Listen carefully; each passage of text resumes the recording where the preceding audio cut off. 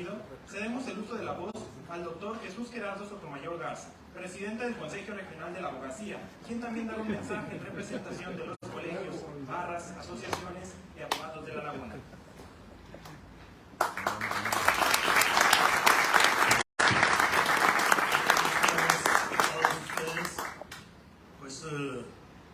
El estar en esta celebración de los 55 años acuden a nuestra mente muchos recuerdos, muchas cosas que sucedieron en este recinto desde que este auditorio Jorge Mario Cárdenas era precisamente una sala audiovisual. En 1967 se constituyó como una sección de jurisprudencia esta institución. Una injusticia que nos dieron en Saltillo porque no era una escuela independiente. Dependíamos de jurisprudencia de Saltillo. Era sección de jurisprudencia. Afortunadamente, muchas personas profesionistas vienen a mi mente: don Salvador Sánchez, por ejemplo, don Manuel García Peña y Paladés, Álvarez Muñiz, muchos abogados iniciaron una campaña para que esto se convirtiera en una escuela. Así, en el 69, el Consejo Universitario en la ciudad de Saltillo, también hay que recalcar y hay que reconocer la labor, la iniciativa que tuvo don Braulio Fernández Aguirre para que se constituyera esta institución. Luego se acordó, no sin ciertos problemas, el que se instituyera como una escuela de Derecho y Ciencias Sociales. A partir de ahí, esta institución inició una carrera, una labor muy ardua, porque pues los problemas universitarios que ustedes, algunos recordarán, pero otros que les platiquen de todos los problemas universitarios que existieron, que hubo y que nos tocó precisamente participar activamente. Pero nuestra institución se consolidó día con día. Fue consolidándose. ¿Por qué? Porque los maestros que integraron la primera planta de maestros precisamente, y los alumnos que ya estaban, porque esto empezó como una sección de jurisprudencia. Tiempo atrás, don Salvador Sánchez hizo una escuela de jurisprudencia, que es precisamente lo que se convirtió en sección de jurisprudencia. Pero había la reticencia, la oposición en el Consejo Universitario de no dársele a nuestra institución el carácter autónomo que actualmente tiene. Afortunadamente se dio 1969 ya como una institución autónoma. Y a partir de ahí, como bien lo dijo nuestra directora, se dio una serie de acontecimientos que llevaron a la escuela a ocupar los primeros lugares, hasta, quiero decirles, los primeros cursos de posgrado que se establecieron en la comarca lagunera de Coahuila y Durango fueron precisamente en esta institución, cursos de posgrado.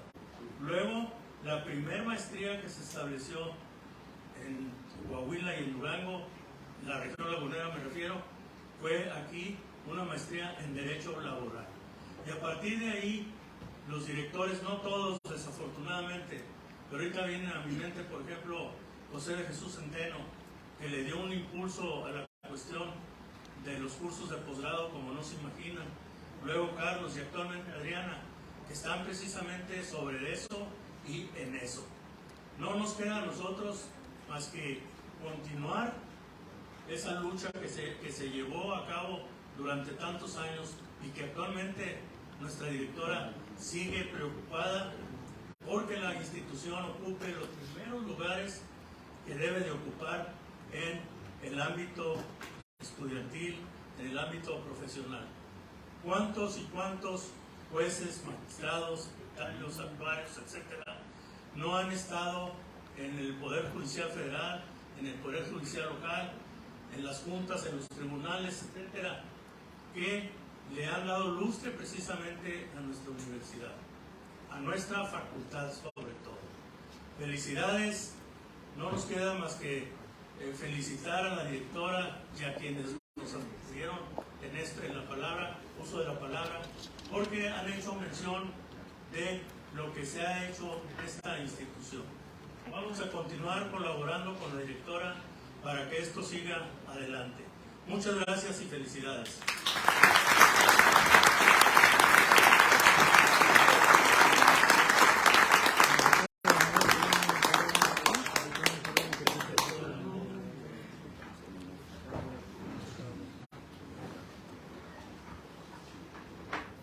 Ahora solicito respetuosamente la presencia en este estrado de nuestro invitado de honor en esta celebración del 55º aniversario de la Facultad de Derecho y del Día del Abogado, el licenciado Román Alberto Cepeda González, presidente municipal de Torreón, para que tenga bien dar un mensaje alusivo a este importante evento y a efecto de que dé por iniciados el ciclo de conferencias.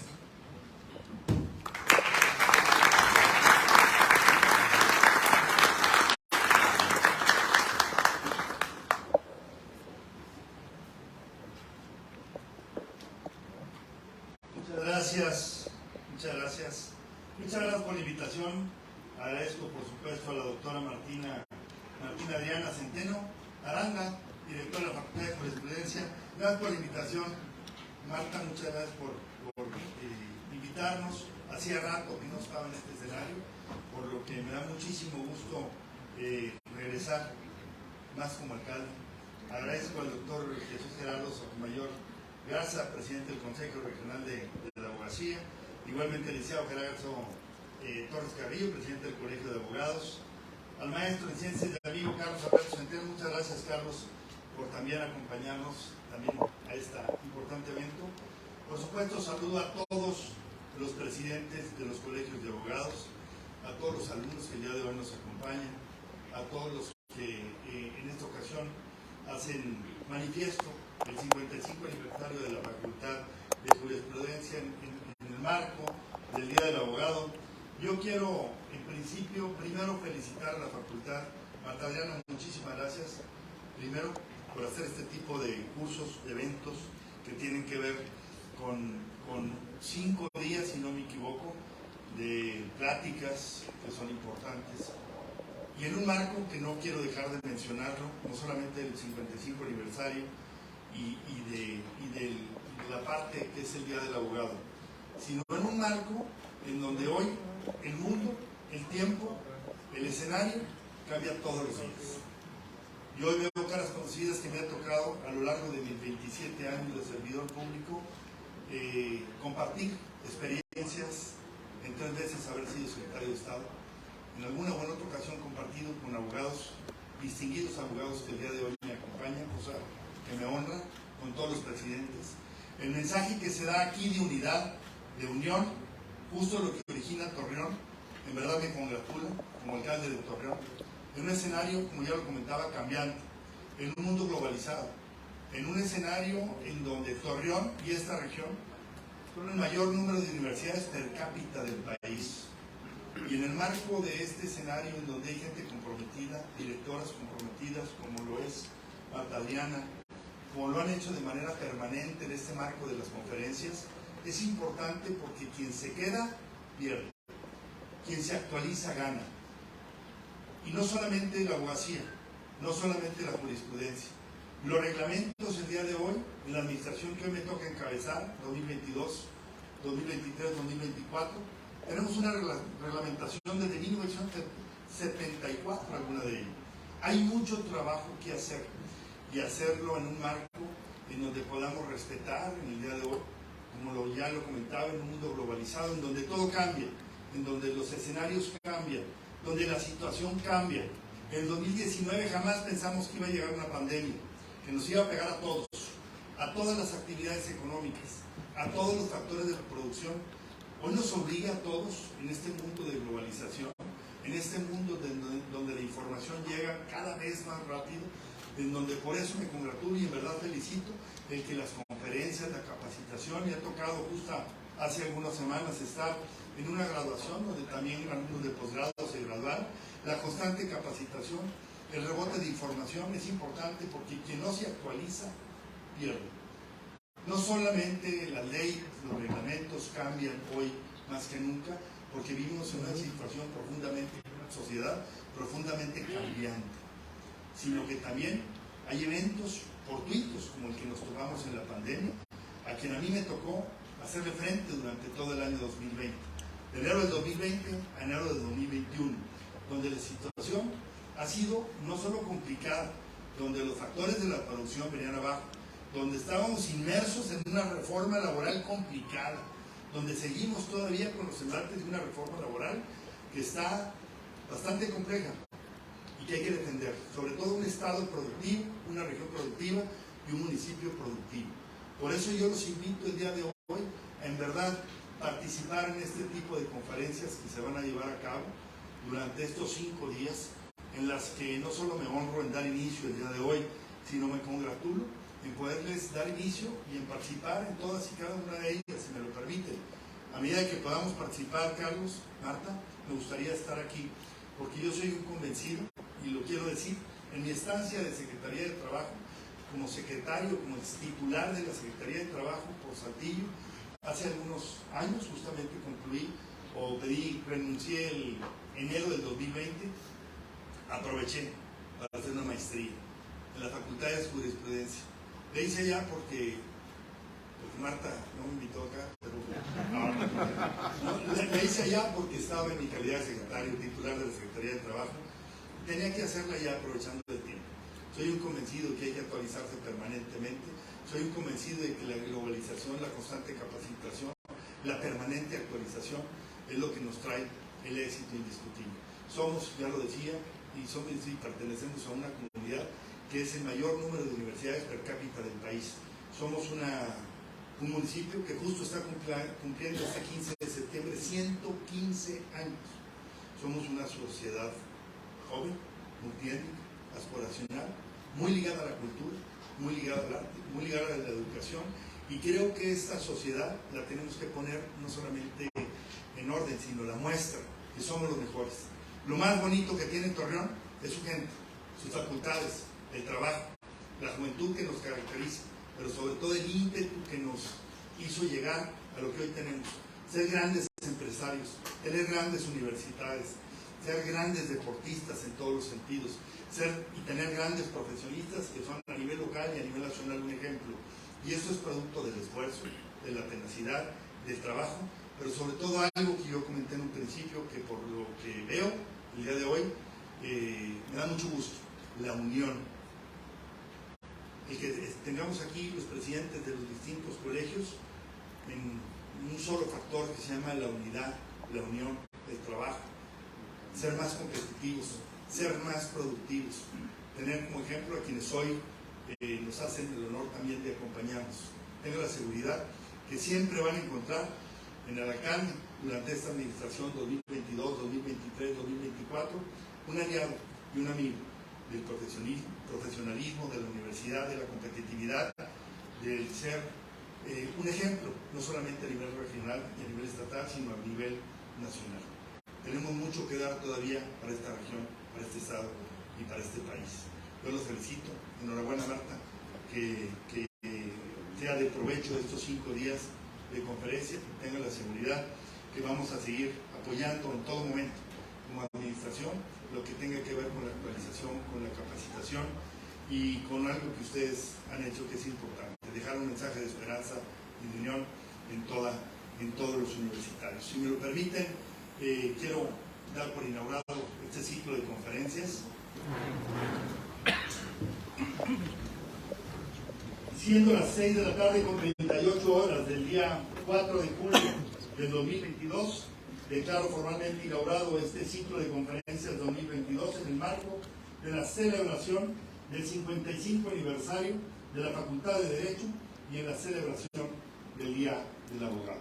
Les deseo el mayor de los éxitos, enhorabuena, que Dios los bendiga siempre. Muchas gracias.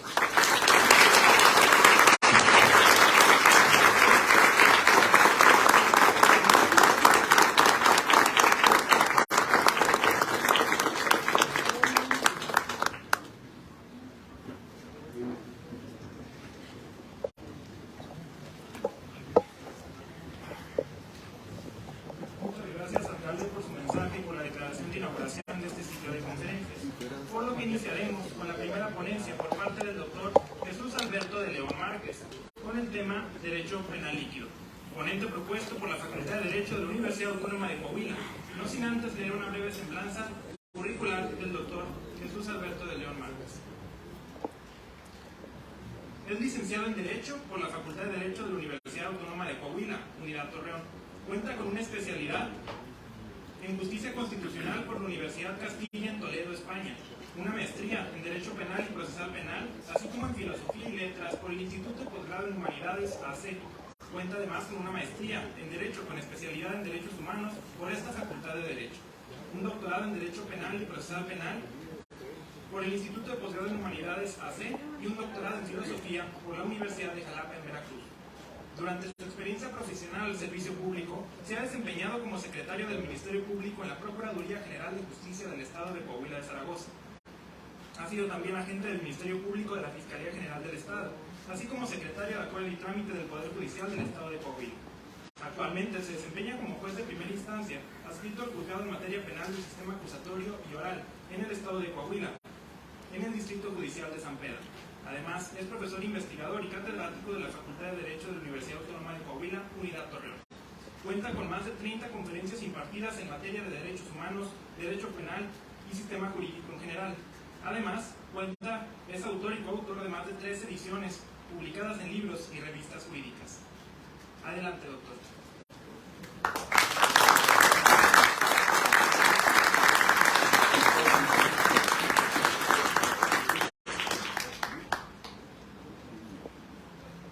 Antes de dar inicio con la ponencia, agradecemos al alcalde su presencia y les pedimos a los presentes del presidio tomar sus respectivos lugares. Muchísimas gracias.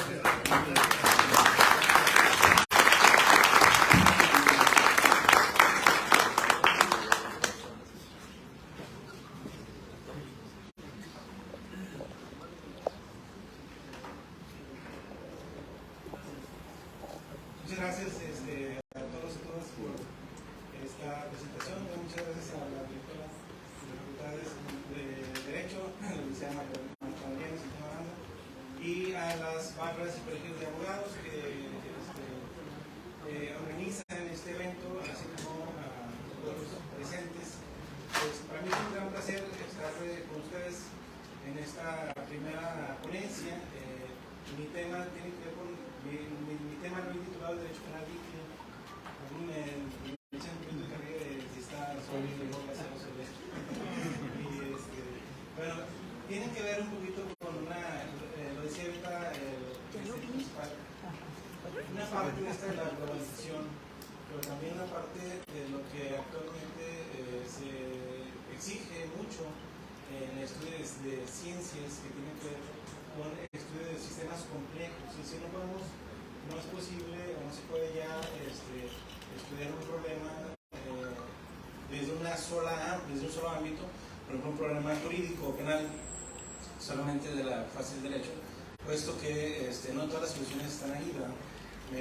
Un ejemplo sería para el narcotráfico, que es un problema cultural, es un problema también de adicciones, es un problema social, psicológico, biológico, etcétera. Entonces, desde ese punto de vista es importante pues ir viendo cómo el derecho penal entra en la estructura social y cómo ha sido su recorrido histórico, sociológico, para ir respondiendo a las necesidades de la sociedad, y también cómo lo hemos visto a lo largo del tiempo y el estado actual, porque finalmente si el abogado algo tiene es precisamente su dedicación y el estudio, que es una exigencia básicamente como un principio fundamental de la carrera. Entonces es necesario también que comprendamos y entendamos los problemas de manera global, porque efectivamente nadie se puede decir, ninguna comunidad hoy en día se puede sustraer del contexto globalizado.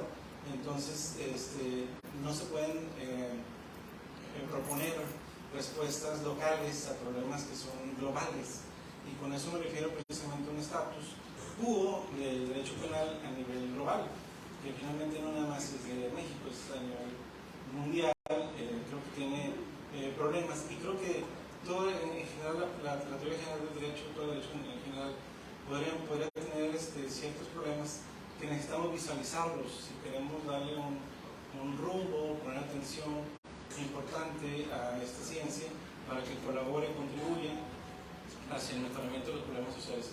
Y con eso me refiero precisamente a que podemos ver el derecho penal actual. Hay dos teorías que lo rigen básicamente. Una la sostiene desde los sistemas de justicia penal actuales, Luis Ferrayoli, con esta parte del garantismo penal, que tiene sus raíces en el positivismo, que él lo ha rebautizado, un positivismo constitucionalista, y otra fuerte tendencia que se viene desarrollando en el derecho, que ha ido evolucionando poco a poco a partir de ese modelo de la derecha, y que empieza a tomar mucha más fuerza en los últimos 10, 15 o 20 años, que tiene que ver con el neoconstitucionalismo, y eso tiene que ver precisamente con una conexión también no nueva. Algunos dicen, Rafael de Giorgi dice que es un refrito del naturalismo, y es posible que sí, ¿verdad? Claro, tiene otras variantes, tiene otras modificaciones que lo hacen más novedoso, más racional, sobre todo desde el punto de vista de la ética, ver la ética un poquito más racional, pero finalmente puede ser más o menos que estemos hablando de lo mismo. Entonces, esas dos áreas, esas dos teorías en la área del derecho, pues las tenemos muy identificadas todas a lo largo de la Facultad de Derecho. Y podemos también ver al derecho penal en ese tipo de sistemas de justicia, también desde un punto de vista procedimental, que tiene que ver con el sistema inquisitorial y el sistema nuevo, que pues no tiene tanto de nuevo, ¿no? Ya tiene precisamente el doctor Sotomayor un libro donde saca las raíces griegas, ¿no? Del sistema inquisitorial de sociedad. Entonces, en esa parte, tanto el estudio del derecho penal desde el punto de vista dispositivista o neoconstitucionalista, inquisitorial o acusatorio, podemos ver una configuración de muchos problemas que podemos ir viendo en relación con nuestra sociedad. Y además ahí me gusta mucho, el derecho penal. Algunos dicen que es la rama más importante del derecho, precisamente porque es la parte más fuerte del Estado, ¿no? La parte que contribuye a que el Estado tenga mayor control social. Y hay que entenderlo bien, el control social sirve tanto para unir sociedades en torno a problemas que tienen como también tienen que ver con este tema de poder. Y también es otra variante, ¿no? Ver el derecho en esos tres ámbitos o tres partes que tienen que ver con el derecho, la moral y la política, que también esta parte es muy interesante, ¿no? Algunos, por ejemplo, los positivistas, desde el positivismo lógico hasta el positivismo kelseniano, han tratado de hacer mucho esfuerzo por separar derecho y moral, y el naturalismo siempre los ha querido conectar, el neoconstitucionalismo los vuelve a reconectar, y Carolino le sigue poniendo esa parte de la política, una parte muy intrínseca en el derecho, y es muy interesante además, porque finalmente Sócrates decía que en general las ciencias sociales antes, en los tiempos griegos, pues no había una división. Hoy en día las ciencias están demasiado tecnificadas, demasiado divididas, inclusive pues ahorita pues no es suficiente ser licenciado en Derecho, es necesario tener una especialidad, y de repente hay especialidad sobre especialidad, ¿no? Antes, cuando yo estaba estudiando aquí en la facultad, pues no era muy complejo, era nada más civil, penal, laboral, de agrario, y casi era lo más importante, ¿verdad? Y eso lo escogía uno, a veces cuatro. El fiscal también estaba ahí, también una parte, pero yo me acuerdo cuando yo estudiaba aquí, fiscal no era una rama muy fuerte. Generalmente los que se dedican a fiscal eran los mismos contadores, los abogados casi no había. Y hoy en día, si ustedes se suman a las facultades, tienen muchísimas especialidades desde propiedad industrial, desde derecho ambiental, desde derecho energético, derecho informático, etcétera, etcétera. Entonces, y sobre las especialidades, empieza a haber especialidad de la especialidad. Por ejemplo, en penal, podemos ver violencia de género, podemos ver ejecución penal misma, podemos ver política criminal, etcétera. Vamos a ir agarrando especialidades de las especialidades que van haciendo que finalmente, en el caso de los alumnos, van a tener mucho más opciones para ir creciendo hacia un rumbo que no sea tan explotado, pero también al mismo tiempo genera un problema porque la sobreespecialización va generando pérdida de comunicación. Hoy en día es imposible que un abogado sea el de hace 20, 30, 40 años, ¿no? Decía antes, hace 50, 60 años, un abogado que no había, por ejemplo, posgrados, pues podría ser más o menos como un abogado general, y podía haber asuntos civiles, penales y laborales. Hoy en día eso es imposible. ¿Por qué? Porque hoy en día inclusive las leyes han crecido de manera exponencial, y entonces es muy difícil. Yo antes, en el 2000, que yo empezaba como Ministerio Público, pues nada más estaba un código penal, un código de procedimientos penales, la Constitución que tiene los derechos humanos en materia penal, y ya. Yo ahí que ley de víctimas, ley del uso racional de la fuerza, ley de esto, ley de otro, pues hay un montón, o sea, agresión exponencialmente, solamente un área del derecho.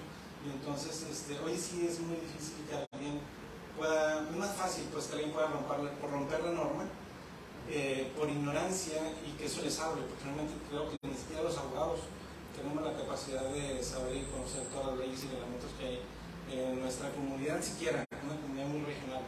Ahorita lo decía el presidente municipal, que en el municipio hay 70 y tantos reglamentos. Entonces, no vaya, yo no me sabía el reglamento de tránsito y 70 y tantos, pues, ya es mucho más complejo. Entonces, de esa manera, esto se va haciendo muy complejo y va generando también falta de comunicación entre especialidad y área. Y eso también va generando que, por ejemplo, en la materia penal también se empiece más que estructurar, como a desmoronar. A eso me refiero yo con el concepto de derecho penal líquido, haciendo uso de esta teoría de Simon Bauman de sociedades líquidas, ¿no? Las sociedades líquidas podemos encontrarlas, podemos hacer una diferencia muy relevante entre las sociedades de la época moderna, que estamos hablando de hace un siglo y medio, a nuestra sociedad postmoderna. Hoy vivimos en la época postmodernidad, postestructura, postfuncionalidad, y este post implica como si fuera el problema, y el problema que ves Simon Bauman, y yo también lo veo en la parte del derecho penal, es que las estructuras antiguas empiezan a desmoronarse, pero el problema es que no se reconstituyen, y eso es algo grave que nosotros tenemos que ir analizando en nuestras sociedades. ¿Por qué? Porque vamos a entender que por sociedad moderna y por un estructural funcionalismo, así como lo planteaba Niklas Luhmann y Tucker Parsons, que tiene que ver con una estructura social donde la sociedad está basada en sistemas, ¿no? Básicamente en la estructura del funcionalismo había dos sistemas grandes, y es algo que a mí, cuando yo lo estaba checando, cuando yo estaba estudiando esa parte, me pegó mucho, porque decía Durkheim, que dice que en la facultad de Derecho, él es profesor de Harvard, decía, pues en la facultad de Derecho pues siempre enseñamos justicia y derecho para todos, pero luego no sé cómo es el lenguaje y la comunicación entre profesores y alumnos, que cuando salen los alumnos de Harvard, pues salen como abogados financieros, ¿no? Salen como corporativos, ¿no? Es decir, le enseñamos que la justicia, el amparo es la justicia para la protección de todos, pero salen cobrando amparo de 50,000, no sé. Entonces, el punto es que la estructura social, como se concibió el siglo pasado, era una estructura que estaba basada en la economía y el poder. Y es algo que quiero resaltar mucho, porque el derecho penal, en general, tiene esas dos conexiones, una conexión con la moral y una conexión con la política. que le ha resultado al argentino Carolina. Y esa parte política a veces a nosotros no nos gusta tocarla mucho, pero es muy real, ya está. Y esa parte genera que podamos visualizar el derecho de una manera diferente. En el 2014 me invitaron, tuve el honor de ser invitado por la Comisión Nacional de Derechos Humanos a una ciclo de conferencias. Yo daba un tema que lo intitulé El lado oscuro de los derechos humanos, porque Aristóteles desde aquella época, él decía que el derecho tiene esos dos lados.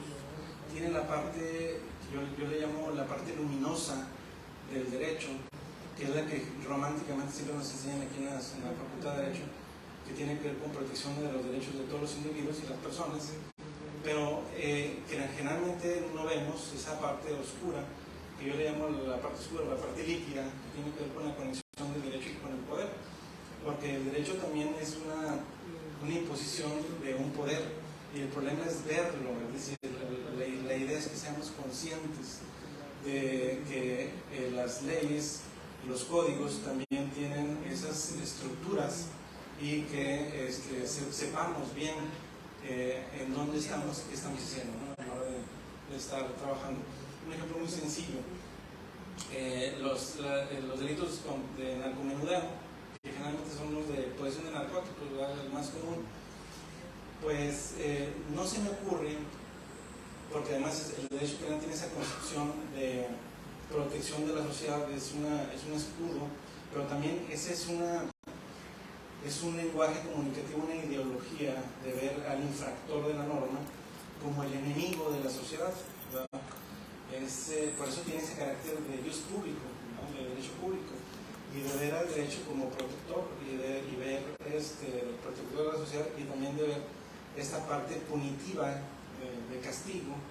Y el problema es, cuando yo estaba estudiando precisamente aquí en la Facultad de Derecho, siempre decía yo, veías el derecho civil y lo veías como muy estructurado, muy ordenado, muy civilizado, por decirlo así, y lo veía al derecho penal y lo veía como muy violento, y lo veía como muy pues no tan estructurado. Sí está estructurado, pero esta estructura tiene anclas filosóficas muy profundas, que son muy cambiantes y muy variables, precisamente por la misma naturaleza del ser humano. Es decir, estamos trabajando con la esencia del ser humano, ¿no? Con la parte más perversa o más mala, así se le puede ver, así se la ha querido ver, ¿no? Eso es precisamente lo que dice Michel Foucault en las sociedades punitivas y entre las obras de Vigilar y Castigar, donde vemos al delincuente como enemigo social, un enemigo social, y donde desde Hobbes, en el Leviatán, lo consideraba al infractor de norma, al delincuente, precisamente como enemigo, y entonces las estrategias eran precisamente como de guerra contra él, ¿no? Para frenarlo. Pero el punto es que esto no es algo natural, es algo que de alguna manera en un punto de la historia simplemente se decidió verlo así.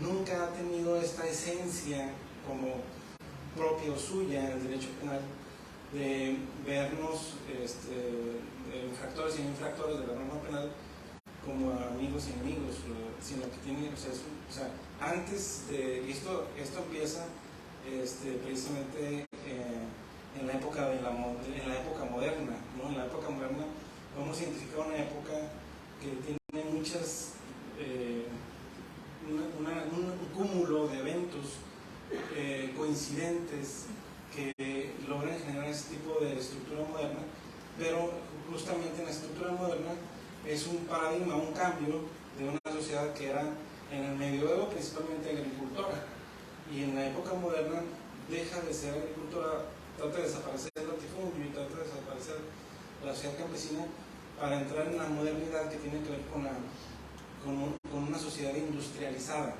y con la sociedad industrializada una sociedad capitalista. Y entonces el problema, fíjense ahorita cómo aparece y para qué sirve ese derecho penal. Ahorita lo vamos a comentar con varias líneas, voy a hacer varias líneas de conexión. No voy a terminar obviamente todo por el tiempo, pero sí quiero nada más señalarles algunos puntos importantes, porque el paso de una sociedad cambiante, agricultora del medioevo, metida en en costumbres propias, muy interesantes además, ¿no? A una sociedad moderna completamente diferente, es decir, como de 180 grados, pues implica tener que transformar a una sociedad y culturas de decenas o de décadas o de siglos, costumbres muy arraigadas, ¿no? Entonces, en la sociedad del medioevo, que básicamente eran latifundios, eran agricultores, las personas que la conformaban, pues tenían una tradición todavía metida un poquito en el cristianismo y más atrás estaban unas raíces griegas. Con eso me refiero a que la concepción de la actividad humana era muy diferente. Con eso me explico. Y quiero hacer la diferencia con el capitalismo. El capitalismo es nunca descansar, siempre estar trabajando. En la sociedad agricultora era trabajar por temporadas, ¿no? Era época de cultivo, entonces te pones a trabajar. No había ni siquiera relojes. El reloj empieza con la época industrial y con el tren. Antes no, antes te levantabas con el canto del gallo y entonces seguías en lo que te alcanzaba la luz del sol. Entonces, el agricultor también tenía una calendarización de actividades también muy propia de su cultura, y con eso me refiero mucho a esa cultura pues católica de los días de descanso, de la Semana Santa, de todos esos días de los santos, ¿verdad? Porque que también es una herencia griega. Si ustedes se fijan en Sócrates, o el concepto de filósofo basado por Platón, con Sócrates, el filósofo es el que no trabaja, y el filósofo lo que más aprecia es el ocio, un ocio que en la época griega era un valor, no era un antivalor, porque decían, ¿dónde está? No, pues está ahí, los ángeles, pues ahora aquí una cuestión importante de la polis, ¿verdad? Y Sócrates, no hace caso, se no ha ido en la contemplación de la belleza, de la verdad y de la sabiduría. Él se mantiene en la contemplación, pero él estaba en esa permanencia de contemplación, una contemplación precisamente no hacer nada, ¿no? Entonces, el filósofo se caracterizaba de los demás precisamente por su no actividad. O sea, él no tenía actividades que lo distrajeran de sus actividades filosóficas propiamente dichas. Ese ocio pues generó todo un gran avance en Grecia, que finalmente cuando pasa a Roma y después a la sociedad europea, pues y sobre todo con la parte religiosa se imitó un poquito con la parte de los días feriados o los días de rezo, ¿no? Es decir, en el calendario ustedes se fijan, hay muchos días santos que se dedican a varios santos importantes, ¿verdad? También tiene un poquito una relación con la calendarización griega, que también acá son politeístas, acá dicen que no son politeístas, pero tienen muchos santos con mucha importancia, y entonces se trata de en esos días no hacer nada. Por ejemplo, el día de San Judas Tadeo, pues es un día feriado, no trabajas, pero se supone que en la tradición del medioevo te dedicabas a la oración, a la meditación, a la reflexión, a interiorizarte. Semana Santa también era igual, te dedicabas a la reflexión, a rezar todos los días y a hacer ayuno, pero un ayuno era o sea, no nacional, ni comer ni cenar, o sea, no era nada más así como ahorita, nada más, no era todo. Y eso generaba pues una desnutrición básicamente cerebral, ¿verdad? Y entonces las personas empezaron a alucinar y empezaron a tener conexiones metafísicas que ellos decían esa parte espiritual, ¿no? Se desarrolló esa parte espiritual. Entonces eso es lo que se valoraba. Después, cuando termina esta época, vamos a decir, agricultora, y empieza la modernidad. La modernidad empieza por la ciencia, ¿no? Empieza precisamente con Copérnico, con lo que llaman la revolución copernicana, que era como falsear la explicación científica hasta el momento más aceptada ptolomeica de la construcción del universo. Ustedes saben que Ptolomeo situaba a la Tierra en el centro del universo y todo giraba alrededor de la Tierra, el Sol, la Luna, todo giraba alrededor de la Tierra. Y entonces tiene una explicación. Y la religión se lo acomodaba muy bien, porque decía, si el hombre fue la creación más importante de Dios, entonces debe estar en en la Tierra y la Tierra está en el centro del universo y todo debería de girar alrededor de la Tierra. Cuando Copérnico descubre que esto es falso, que es al revés, que la Tierra gira alrededor del Sol y que ya después con Kepler, Newton y todos los científicos que llegan después, que se descubre que el cosmos es tan vasto y que la Tierra puede estar en un rincón del cosmos, no, pues muy pequeño. La teoría religiosa tiene un cisma o quiebre o rompimiento, se rompe, ¿no? Ese rompimiento genera una división y esa división aparece en el nacimiento del protestantismo. Menciono toda esta historia porque el protestantismo es muy importante en la estructura moderna capitalista. ¿Por qué? Porque el protestantismo va a decir que el génesis bíblico va a reinterpretar otra vez las cosas, es decir, que el castigo del hombre, para el castigo que le dio Dios a Adán, era trabajar, ¿no? O sea, ponerse a trabajar, sudar, tener el alimento con el sudor de la frente, y eso genera una revolución industrial, sobre todo en Inglaterra, porque va a generar que entonces el ocio, que era un valor, se vuelve un antivalor y va a generar una sobreproducción que va a generar una demanda de dos cosas. Primero, de comercio, de materias primas, que de ahí va a salir todo lo que es la época colonial, ir a buscar tierras en muchos horizontes para buscar materia prima.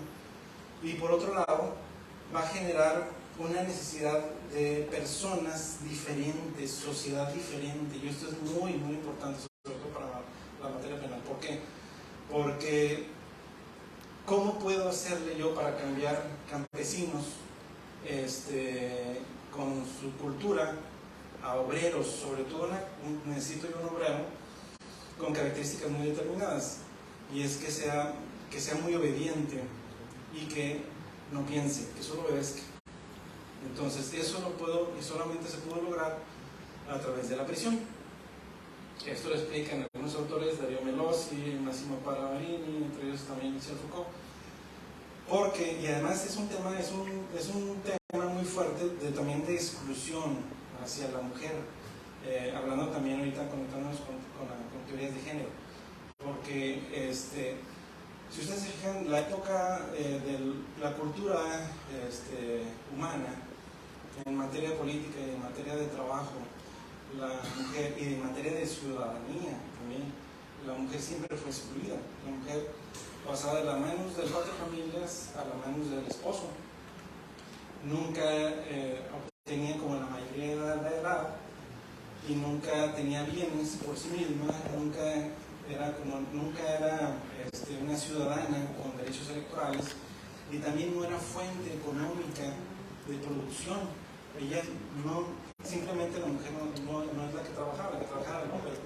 Entonces ese régimen de exclusión que siempre acompaña lamentablemente la historia de la mujer durante muchos siglos y milenios, pues se acentúa mucho en estas dos épocas. En la época de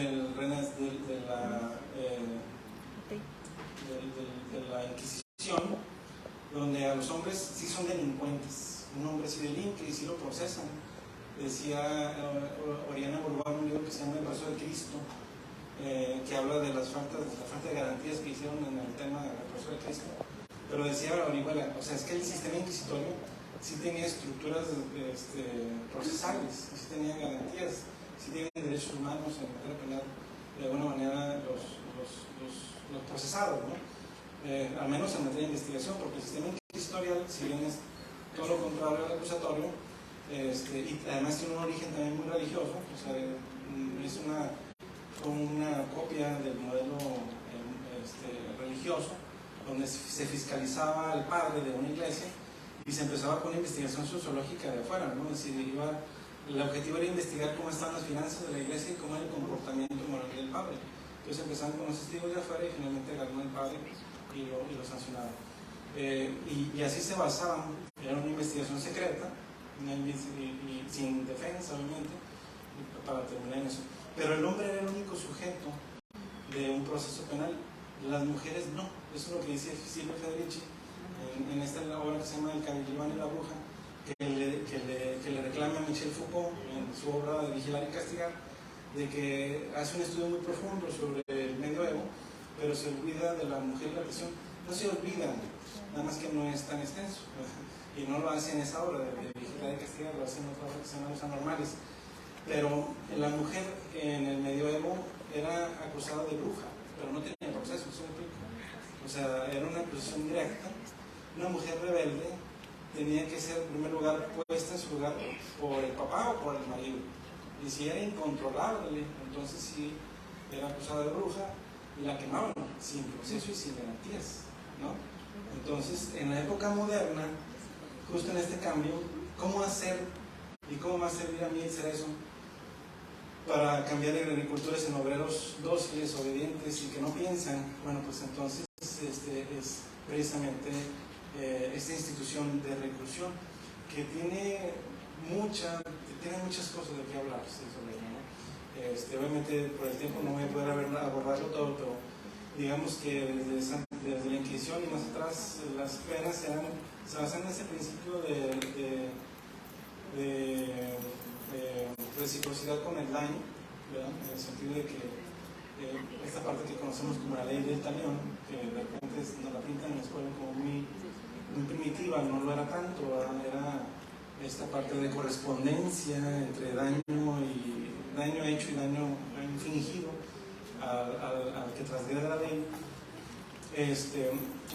Lo que le llaman la proporcionalidad de la pena, ¿verdad? Entonces ese ojo rojo, diente por diente, más o menos lo que se podía asimilar en ese sentido. Y en algunas sociedades, sobre todo con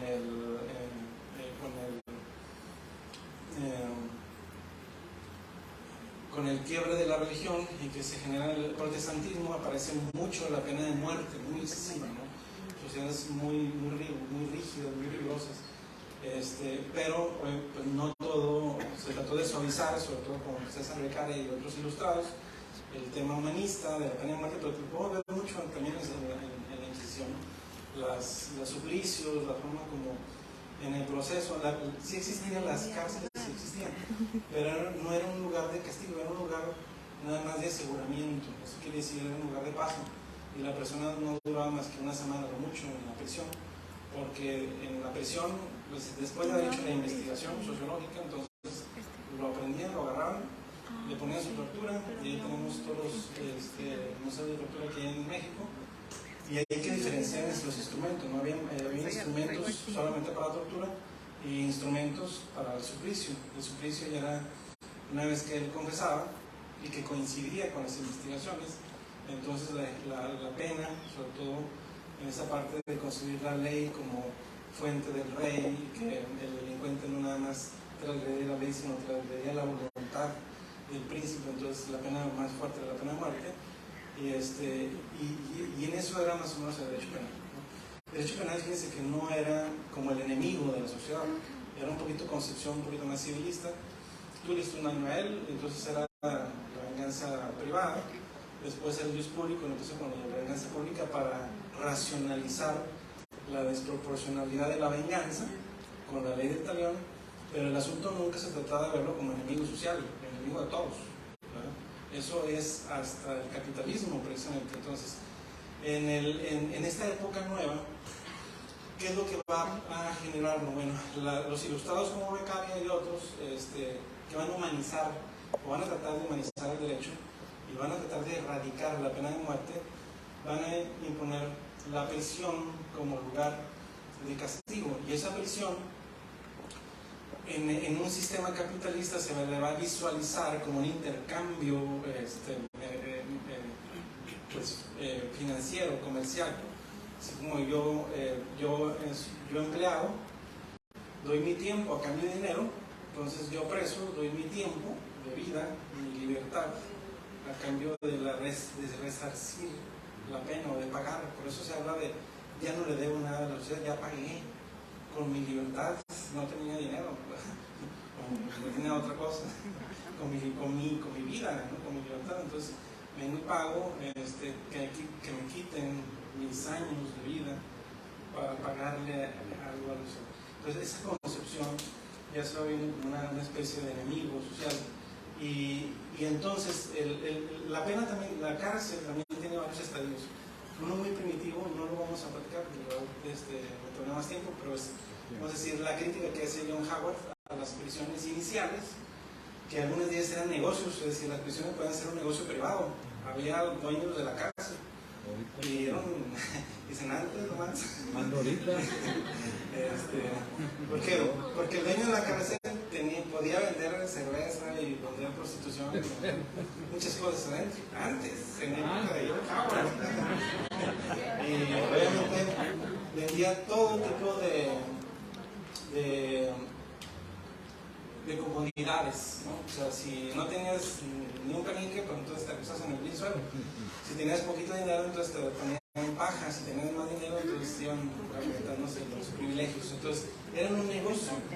Y también había cárcel por deudas civiles. Es decir, que si yo era empresario, a mí me debían muchos, no era muy costeable que yo metiera a la cárcel a alguien porque me costaba dinero a mí, el acreedor. Yo tenía que pagar como la renta diaria de la habitación, la alimentación y todo eso, que sería caro.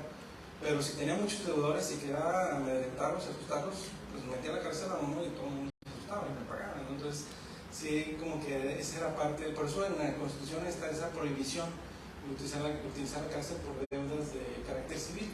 De ahí viene el origen. Y eso es lo que critica John Howard. Obviamente John Howard critica en prisiones muy insalubres, muy hediondas, con mucha, bueno, es que sí es, ¿no? De hedor, etcétera, donde no había división, donde estaban mujeres con hombres, niños, adolescentes, etcétera, y donde no había aseo, y sobre todo lo más fuerte que criticaba Howard era que no había circulación de aire. Entonces, había una fiebre carcelaria que era mortal, y que era muy peligrosa, y que a nadie le gustaba, sobre todo bajar, cuando estaban las cárceles bajo tierra, o sea, a nadie le gustaba, o sea, te ponías te morías, ¿no? Si te contagiabas así como más fuerte que el COVID, más rápido. Entonces, lo que pasaba era que después en la reestructura de la prisión, precisamente por las críticas de John Howard, se le empieza a poner atención a la cárcel porque se empieza a usar como instrumento del Estado. Se le quita al particular como negocio, el Estado es el que la administra, pero también el Estado se empieza a dar cuenta que genera un control social muy fuerte. Y ahí empiezan dos eras muy importantes, que es la criminología, porque ahí tienes al delincuente adentro, o sea, y lo puedes estudiar por primera vez, no sé si me explico, o sea, lo puedes ver, puedes platicar con él, lo puedes observar, lo puedes analizar día con día, todos los días, puedes entrevistarlo sobre los delitos que cometió antes, sobre su personalidad, sobre su carácter, ahí empieza un estudio muy importante de la criminología. Podemos decir que ahí inicia la criminología, y a la par, que finalmente muchas veces le dan un parecido mucho con los hospitales, también empieza el hospital como institución. Por eso le digo, empiezan las instituciones, son instituciones. Eso van a ser muy bien porque son estructuras sociales. Y entonces los hospitales también son lugares donde está el enfermo recluido, y entonces la medicina y el derecho, a través de la criminología del derecho penal, avanza mucho porque tiene ahí el objeto de estudio, ¿no? Entonces un estudio, el médico lo estudia por afuera, biológicamente, y el criminólogo lo estudia por adentro, psicológicamente, por así decirlo. Entonces, ¿qué es lo que ocurre? ¿Qué es lo que pasa? Pues que ese control que después Jeremy Bentham con el panóptico va a desarrollar de una manera muy profunda, de tal manera que hay una torre en el centro y yo puedo vigilarlos a todos, que ahorita el panóptico más moderno es ¿verdad? O sea, que lo vigilo todos los días, y hasta yo pago por él. Yo pago por mi sistema de vigilancia y control. Yo publico algo y me botan 30 días. Y lo bloquean. Me castigan, ¿verdad? Es un castigo moral. Una reacción social, no jurídicamente desautorizada. Pero estos son esquemas el panóptico se trataba de vigilar, como el Big Brother, y eso genera un control social en una población masiva, ¿no? Y entonces Eso va generando, además de que la institución, el centro penitenciario, genera un aislamiento y genera la no comunicación, la falta de comunicación de los que están adentro. Y esto se va a copiar increíblemente, a lo mejor no lo sospechamos, pero se copia en el hospital, en la escuela y en todas las estructuras sociales. Y eso es algo impresionante, porque un profesor puede decir a un alumno, a ver, ¿qué está haciendo? Y así en un montón, así como esta sala que está así llena de más de 100, o a ver, ¿usted qué está haciendo? Le va a quitar 5 puntos y sáquese del salón y no sé qué. Yo lo puedo hacer frente a todos. Y el muchacho se va a salir del salón. Y de los otros 99, nadie va a decir nada. ¿Sí? O sea, y es que en el Cerezo se trataba de enseñar a no pensar. Y eso es a través del horario.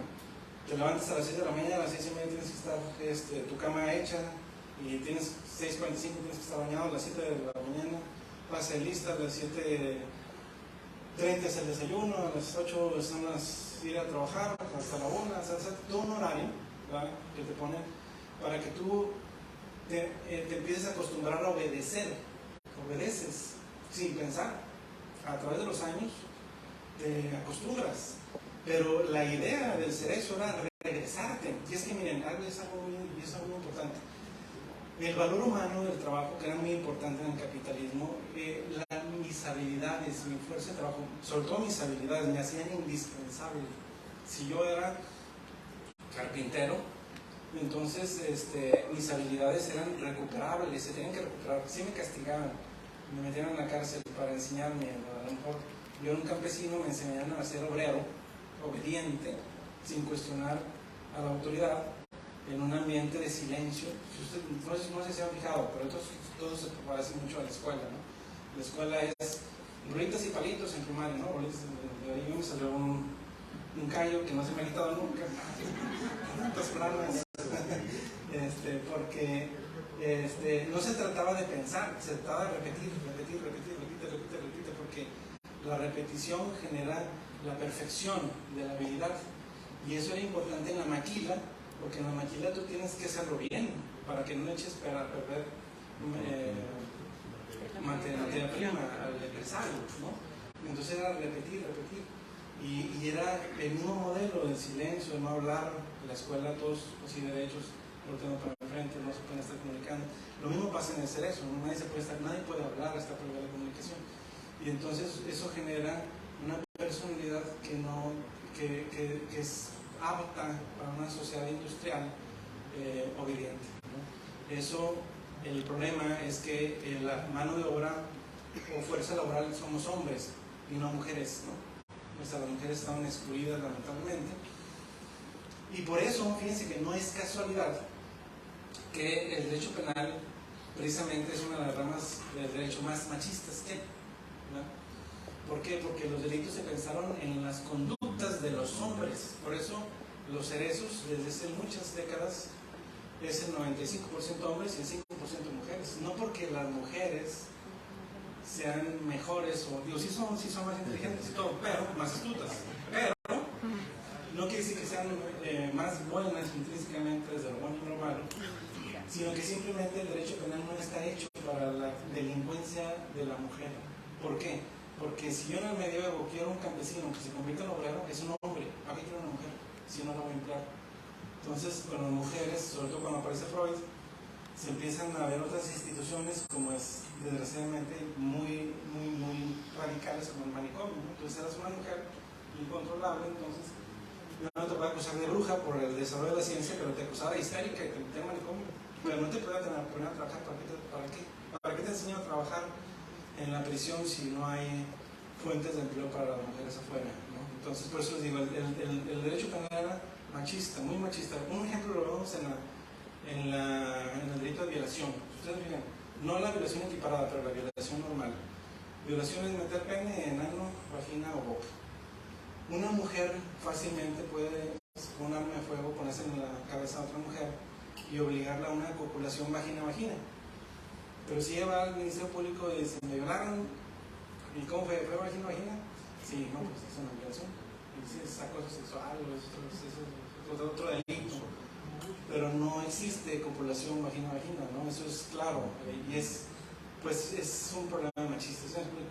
O sea, Es lo que yo decía. Si yo voy a mi casa y veo a mi mujer con otra mujer, pues no me desagrada.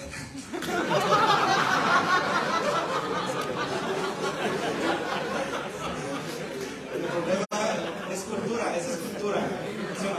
Es cultural. Así no lo enseñan.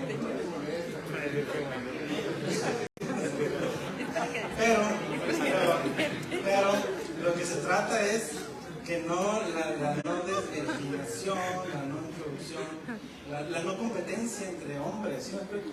Ese es un mundo de hombres, en la competición de hombres, que son las reglas del juego, ¿no? El sentirme, porque ahí sí me siento menos, ahí sí mi autoestima se cae, ¿no? Entonces, tengo un punto ahí, o sea, no es, el punto es, hoy en día, nuestra sociedad se ha transformado mucho, ya no son esas estructuras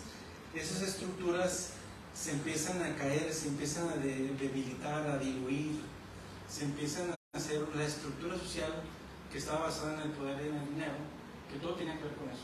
Además el derecho jugaba un rol muy importante, ¿no? Si eres padre de familia, no pagas alimentos, el derecho te castiga para que aprendas y vuelvas a ser funcional en la estructura. Vuelvas a trabajar, vuelvas a pagar alimentos y todo bien, ¿verdad? Eres trabajador y andas flojoneando, andas robándole los bienes al patrón, cárcel con el derecho para que aprendas, luego te regreso, pero te tiene que regresar porque tienes habilidades indispensables. El problema es con nuestra sociedad actual, porque nuestra sociedad actual es un post de todo, ¿no? Y esa estructura globalizada, con la globalización ahorita, muy importante, genera ha generado muchos problemas que los tenemos que analizar precisamente globalmente. Uno de ellos, y solamente es uno de ellos, tiene que ver con el empleo, ¿verdad? Hace 80 años en Inglaterra, el 80% de los empleos eran empleos formales, que se decían eran de 40 por 40, es decir, trabajabas 40 horas a la semana durante 40 años y te jubilabas. Hoy en día el empleo formal ha caído de manera estrepitosa. O sea, estamos a menos del 35% en el empleo formal y cada vez hay menos empleo. Eso es lo que está diciendo Andrés Oppenheimer, ¿no? En ese libro que publica, que se llama Sálvese quien pueda, que es una pérdida de empleo muy fuerte, ¿no? Y eso se viene por una estructura que empieza a extinguirse, que tiene que ver con el sindicalismo, ¿sí se fijan? Es decir, hace 100 años, hace 80 años, inclusive la política dependía de la clase obrera y trabajadora. Un presidente aquí en México en 1920, 1930, ganaba gracias a los sindicatos, a la CNOP, a la CPM, que eran las masas fuertes de votantes, otra vez masculinos, que sostenían a los países y a los gobiernos. Hoy en día el sindicato está diluido, ¿sí me explico? Está extinto casi, ¿no?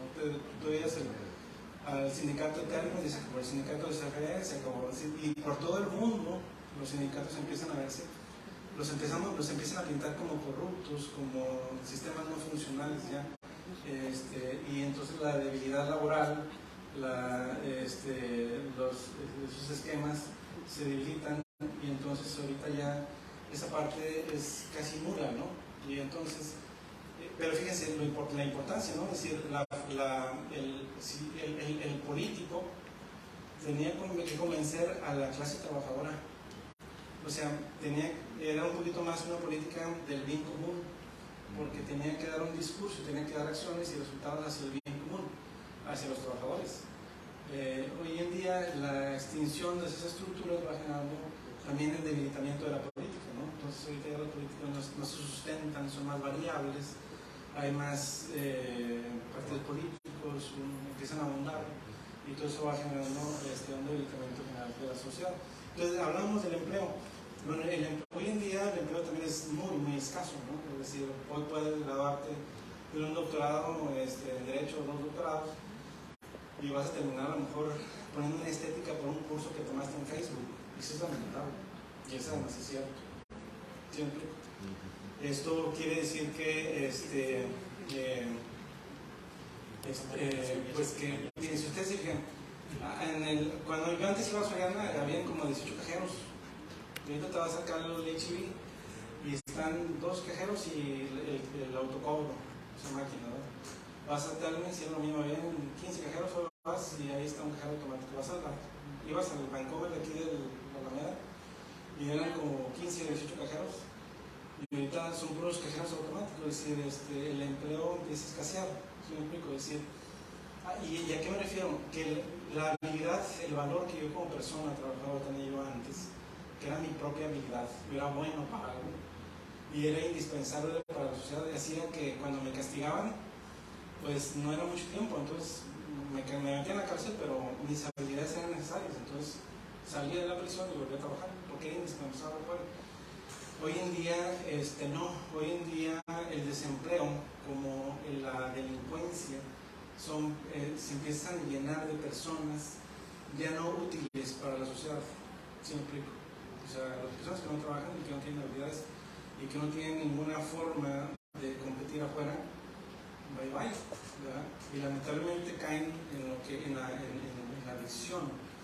Yo antes, cuando era Ministerio Público, el delito que mayor frecuencia tenía era el del robo, ¿verdad? Podríamos decir que existía el hombre ratero, ¿verdad? Pero el hombre ratero tenía una función social que era restablecer el equilibrio. El hombre ratero, si bien no se robaba y de ahí se compraba sus caguamas, lo que ustedes quieran, también lo hacía porque no tenía forma de hacerle frente a las necesidades familiares. Entonces parte de lo que robaba pues lo vendía y pagaba la medicina de la hija, o pagaba la escuela, la licencia, la alimentación, el mandado, lo que sea. Y antes la familia, y los abogados viejos lo habrán de corroborar, iba y los sacaba de la cárcel. O sea, iba y recuperaba los objetos y los sacaba. Hoy en día ya no existe ese hombre, y tiene que ver otra vez con un tema de género. Hoy en día yo le llamo el hombre cricoso, ¿no? O sea, dice mi profesor de filosofía, es el homo adictus, ¿no? Y tiene toda una explicación.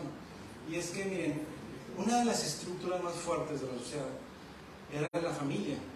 O sea, mi abuelito, mi abuelita, mi tatarabuelito, si se quería divorciar, un divorcio necesario era imposible. Oiga, quiero un divorcio necesario, no se vaya. Es imposible que eso no. Y esa familia es una estructura, o sea, la célula de la sociedad hoy en día está casi extinta también, como el sindicato. Desde mi generación, creo yo que todos nos casamos y que todos se divorciaron. Si no, casi todo, pero es la verdad.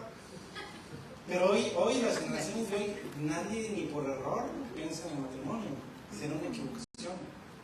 Y entonces esa falta de cohesión del grupo que se ha desaparecido genera esa sociedad líquida en donde tenemos dos cosas: el hombre cricoso, que es cricoso porque no embona en la sociedad, no pertenece ni a ninguna familia, no pertenece a ningún grupo, no pertenece a ningún sindicato, no pertenece a nada. Entonces termina cayendo en la adicción, y en la cárcel nadie lo saca porque no tiene familia. Y si alguien le preocupa que es la mamá, pues está más peor. Porque saca de la cárcel, pero lo mete lo anexan ahí 6 meses, pero está peor. Si todavía tiene madre, ¿verdad? Pero ese es precisamente el hombre. Entonces, con esto es muy importante, ¿no? Las constituciones cuando se convierten en protectoras de derechos y todo eso. Pero también hay que darnos cuenta que los movimientos sociales que generan una postestructura, un postfuncionalismo, una crítica. Yo entiendo que la estructura antigua, muy machista, era injusta, precisamente, y el peor defecto del machismo era que nos olvidamos que la mitad de la población eran mujeres. Pero hoy en día el feminismo me gustaría que se condujera de una manera que tampoco olvide que la otra mitad de la sociedad también somos hombres, porque luego lo que hay en esa separación, disolución de la familia, la mujer se queda sola, que es la madre soltera, que está por estadística muy propensa a caer en la pobreza. O sea, y es una mujer que hoy en día empieza a generarse un control social sobre ella muy fuerte, ¿no? Es decir, si eres madre soltera, entonces te tienes que obligar a abandonar estudios, te metes a trabajar y entonces caes presa del control laboral. Y hoy en día el hombre empieza a perder puestos laborales y los tiene la mujer, porque el hombre ya se desobligó, se desentendió. El hombre hoy, el actual hombre no tiene esa cohesión social, y la que sale al quite y la que tiene la obligación que antes la tiene el hombre, pues es la mujer la que tiene. Y hoy en día también lo vemos en las escuelas. Miren, hace 70, 80 años la mayoría de la matrícula en la Facultad de Derecho eran hombres, ¿verdad? Pero muy raro, y hoy en día el 63% de la matrícula son mujeres, y eso implica una disminución de los hombres al 37%. Fíjense, de una matrícula del 70%, 80%, 90% al 37%, como va el futuro, quiere decir. Pero el problema es que también la escuela controla, así como son instituciones de control también, pero es esa desestructura lo que va generando precisamente esto. Entonces, para ir finalizando, el tema del derecho penal, que tiene que ver, es como una radiografía de la actual sociedad, también nos indica cómo se comporta el derecho penal. Si ustedes se fijan, aquí venía siempre el director José Jesús, siempre invitaba a Juan González, se acuerdan que él siempre venía a criticar el sistema de justicia penal, pero él hablaba mucho de esa sociedad insaciable, que siempre querían que las penas siguieran en aumento.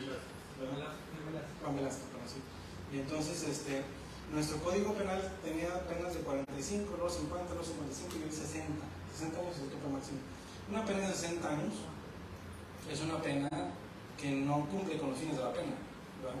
O sea, la pena siempre ha tenido finalidades: remoralizante para el desmoralizado, regenerativa para el degenerado, readaptativa para el desadaptado, reeducativa para el ignorante. Y hoy en día no tiene ningún propósito de cambio a la persona, simplemente es reinsertiva. O sea, la riegas, te excluyo, cuando termines de pagar te regreso. Si no quieres cambiar, no cambies. Pero el problema no es ese, sino que el problema es que el aumento de las penas hace que cuando te atrapan, si sales casi, si llegas a salir, sales ya sin futuro, ¿verdad? Así como el que no logra conseguirse empleo, es como desecho social, así lo dice Zygmunt Bauman, lo digo yo.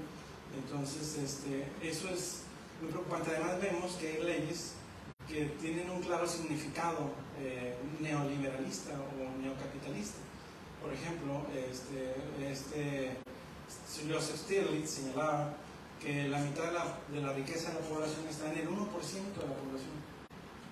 Y podemos ver algo estratosférico, además algo completamente increíble, ¿no? O sea, por ejemplo, vemos Tesla, que tiene un valor financiero de 2 trillones, 2.17 trillones. Eso vale Tesla. Mientras que el PIB de Estados Unidos, que es el país más rico, que se la lleva de calle a todos los países, Tesla tiene un valor financiero de 2.17 trillones.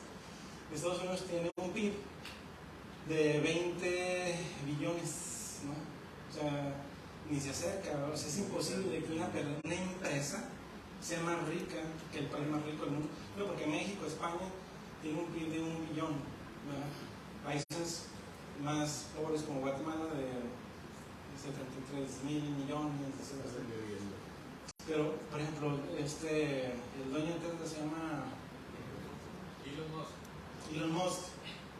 Él solo, o sea, sin sus empresas que tiene un capital de aproximadamente 200 mil millones de dólares, ¿no? Entonces, es más rico que muchos países y es imposible, ¿no? O sea, no es posible, nadie tiene derecho a ser tan rico y nadie tiene la obligación de ser tan pobre, porque 3.300 millones de personas en el mundo, que es la mitad del planeta, viven en pobreza, ¿no? Y 1.000 millones viven en pobreza extrema. Entonces eso es Eso es muy, muy fuerte. ¿Esto qué quiere decir? Pues que los poderes han cambiado. Bien, lo platicaba Hobbes, lo voy a platicar así muy rápido. Cuando Hobbes instituye el contrato social, que es la Constitución, él hablaba de un antes y un después del hombre. El hombre salvaje, que tenía todo el poder, la ley lo hace igual, pero igual de obediente, igual de súbdito, ¿verdad? Y igual de poder que el otro. Y quien recupera el poder es el Estado, el leviatán. Los leviatanes, los estados, se transforman en potencias económicas y luego llega la Segunda Guerra Mundial, que es una guerra de leviatanes, que al final de la Segunda Guerra Mundial viene a través del derecho a igualar a los países a través del orden jurídico internacional para evitar que surjan esos estados totalitarios. Y dice Rafael Giorgi, el derecho internacional los ha doblegado, les ha quitado mucho poder soberano, pero ese poder parece que se mueve, se traslada a las empresas transnacionales que están completamente desreguladas. O sea, una empresa Ford, si quiere venir aquí a México a darnos 1000 empleos, tenemos que ofrecerle desregulación jurídica. O sea, cuando no hay regulación jurídica, crece el poder. Cuando hay regulación jurídica, apaga el poder. Entonces, la desregulación es paraísos fiscales, etcétera. Entonces, las personas, la globalización, lo que va generando toda esta parte. Lo vemos en la pandemia, ¿no? O sea, la pandemia fue una carrera por ver quién sacaba primero la vacuna, porque implicaba miles de millones de ventas, ¿no? Era algo impresionante. Entonces, ese es el punto, nada más para culminar y para finalizar. Si ustedes ven el derecho penal, ya no está en un solo código, está desparramado en muchas legislaciones. Un ejemplo muy sencillo es la ley de delincuencia organizada, ¿no? Para un secuestro agravado, la mínima son 70 años, la máxima son 40 años. ¿Qué quiere decir? Que se sale del derecho penal para incrementar la pena de manera desproporcional. Y eso implica que la pregunta que se nos surge es: ¿quién es secuestrable? ¿El 99% de la población o el 1% de la población? Y entonces ahí es donde vemos que el derecho penal se debilita porque empieza a cumplir caprichos de grupos sociales fuertes, y es donde tenemos que retomar precisamente la reestructura. Último punto es el siguiente. Se preguntaba Sócrates en un libro que tiene Platón, que se llama El Político: ¿cómo es un buen político? Y entonces termina en una larga discusión Sócrates con un extranjero y dicen: pues el político se debe parecer a un tejedor, uno que carga la lana, uno que hace hilitos con la lana, y de esos hilitos hace muchos hilitos y los pone unos verticales, otros horizontales, y crea un tejido muy resistente. Una fibra de lana muy débil y se rompe fácil. Un tejido de lana fuerte es muy, muy, muy fuerte y rompible. Con eso quiere decir que un buen político debe preocuparse por generar tejido social, o sea, estructuras sociales. Estoy de acuerdo que se cambien las estructuras machistas, pero no podemos descomponer, tenemos que recomponer, porque entonces no hay evolución, simplemente hay destrucción, hay liquidez, ¿no? Por eso el tema de derecho penal líquido. Muchas gracias.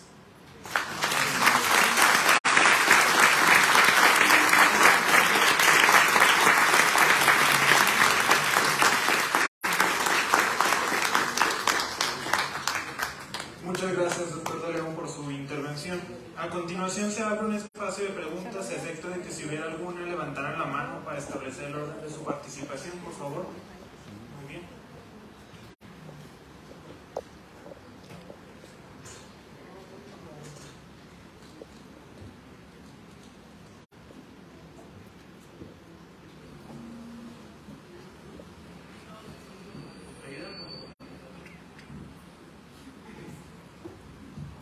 ¿Qué tal? Muy buenas tardes a todos. Un saludo a la directora Adriana por hacer este ciclo de conferencias, a todos los presentes. Doctor, suponiendo que su tesis es acertada, basada en la filosofía de Bauman, ¿qué propone usted? En una sociedad en la que no podemos ponernos de acuerdo si el planeta es redondo o es plano, y en la que las estructuras se debilitan porque la sociedad está debilitada, ¿qué podemos hacer? El tema ahí es precisamente cómo conducir nosotros como abogados el derecho, hacia dónde lo conducimos, ¿no? Es decir, qué es lo que no está regulado, hacia dónde está el poder y de dónde salen todos esos malestares globalizados, ¿no? Creo que está presente en el tema de las empresas no reguladas o desreguladas. Entonces, en la medida en que podamos controlar la injusta distribución de la riqueza y que podamos someter a los empresarios, a las empresas transnacionales a la fuerza de la ley, creo que en esa medida podemos generar sociedades más justas. El problema es que nos sintamos con esa capacidad. Yo creo que eso es lo que nos falta, ¿no? Es decir, no creemos que podamos ganarle en el monstruo, porque pues están debilitados los países y la política, sobre todo, ¿no? Pero tenemos que reestructurar la política. Creo que esa parte, el político de hace 80 años, hoy ya no se ve como antaño, ¿no?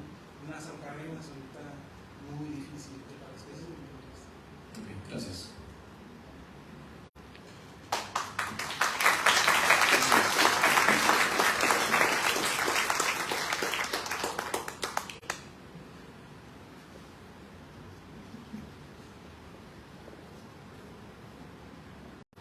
Hola, buenas tardes.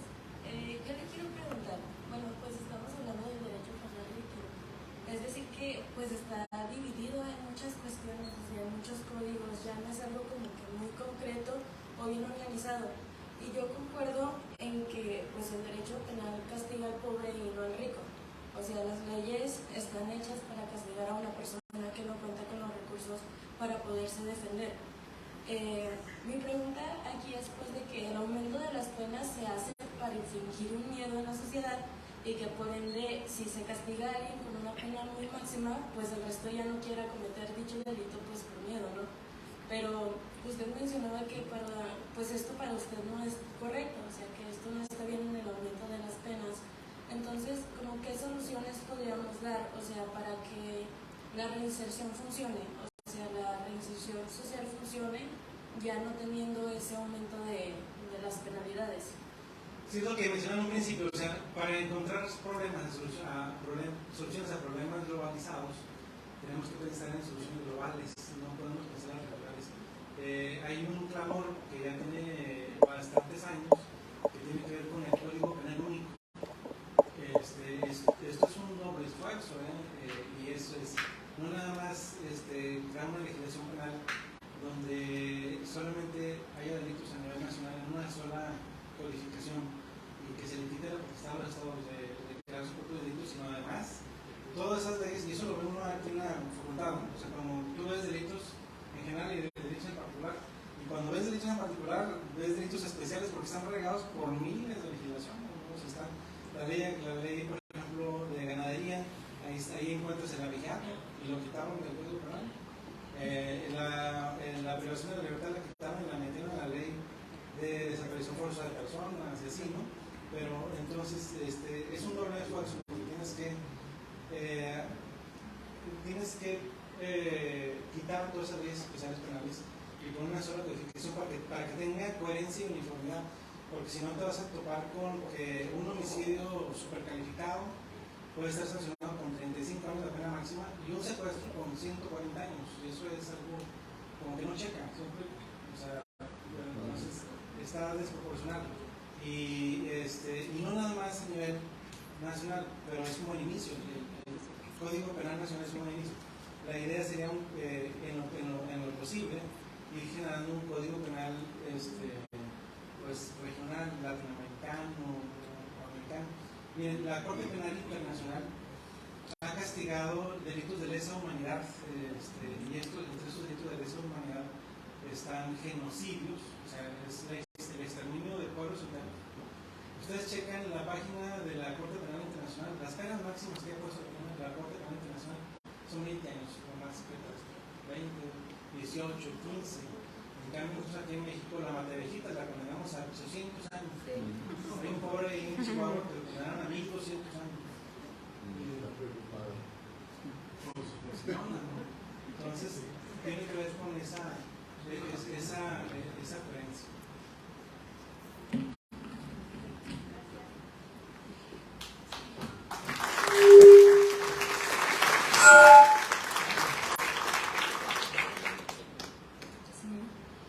Buenas tardes, muchas gracias por todas sus aportaciones, licenciado, muy interesante su exposición. Sin embargo, toda esta serie de perspectivas a las que usted ha hecho alusión, partiendo desde la antigua Grecia, a través de Aristóteles y una serie de autores, se ha dejado de lado la implementación y reforzamiento de políticas públicas por parte del Estado, porque el Estado pues tiene la fuerza y el poder de imponerse. Ahora bien, es necesario, partiendo de la teoría de la retribución, a mi parecer, lógicamente, desde mi punto de vista muy personal, el incremento de las penas para que estos sean aplicación de sanciones y multas y castigos, dependiendo del tipo de delito y la gravedad del mismo, ejemplares, ¿sí? Y sobre todo reforzar estos ejes de reinserción social desde los eferesos a nivel local o estatal y de los cerezos a nivel federal. Pero sin embargo, tener bien en claro, por ejemplo, cuando el Estado quiere despresurizar la población penitenciaria y que trata de buscar una medida alternativa. Tuviste buen comportamiento y si tu delito no es grave, pues una libertad anticipada.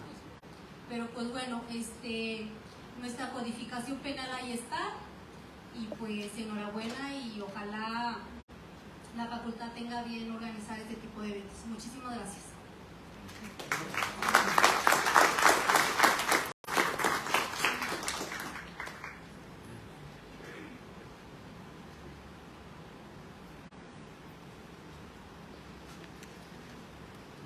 Muchas gracias por sus preguntas. Acto seguido, felicito respetuosamente la presencia de la doctora Marta Adriana Centeno Aranda para que tenga bien hacer entrega de un merecido reconocimiento al ponente del día de hoy.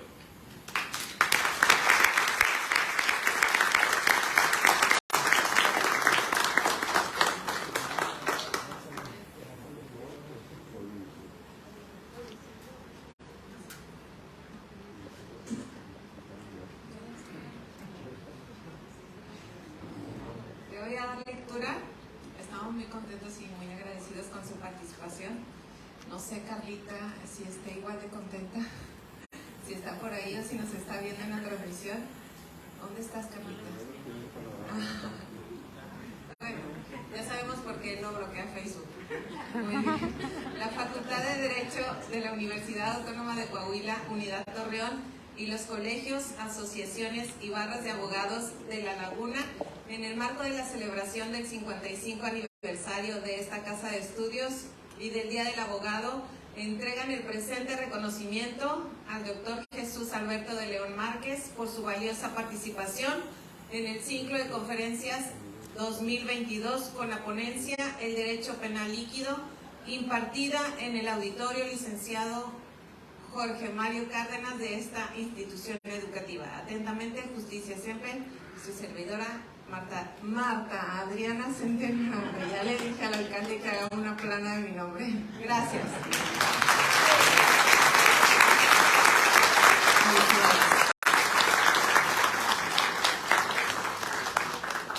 Por último, les recuerdo que el día de mañana continuaremos con el ciclo de conferencias en punto de las 18 horas, haciendo énfasis en que se dará constancia de participación a quienes acudan a todas las conferencias. Los esperamos mañana con los temas legitimación de los instrumentos colectivos de trabajo y el Tratado de Escazú, por parte del maestro en Derecho Héctor Emilio Macías Jurado, ponente propuesto por la Asociación de Abogados Laboralistas.